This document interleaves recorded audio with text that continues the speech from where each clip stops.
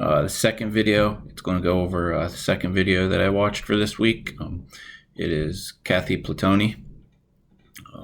She her video is about the Fort Hood shooting. Very interesting. A lot of facts that I did not know about this.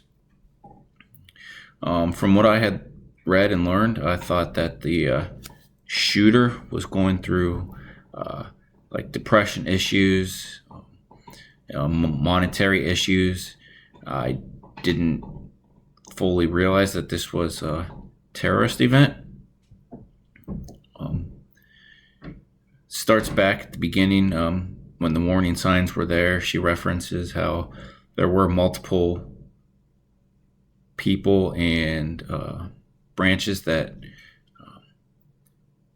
did notice he had a problem, but they didn't communicate with one another, so there was no resolving the issue. They just kept going. She also referenced about I don't know if it was fear or they just didn't want to deal with him anymore. Not fear that he might do something, but fear of his religious background, how they didn't want to pursue any consequences against him. This basically allowed him to run free, do as he wishes without any ramifications or consequences for his actions. There were other people that didn't want him to be their problem anymore, so instead of doing something about the issue, they just went ahead and promoted him. I also didn't know that he donated money to terrorist organizations. I just thought when I read that he had money issues, I didn't know that he was funding terrorists. And on the day of the shooting, I'd say that it was her lucky day. I agree with her there. How she was in the back of the line to process and get shots and everything. And being a colonel, they tried to get her to the front of the line. She's like, no, I'll just stay.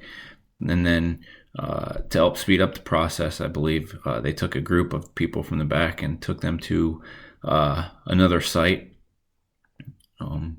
This allowed her to leave the building because she was in that group.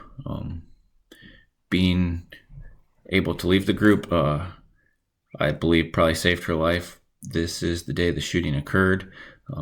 Even though she said she had never met him, she was his direct supervisor, so I'm sure that she would have been a target. Even if she wasn't his top supervisor, direct supervisor, just being the rank that she was probably would have made her a target.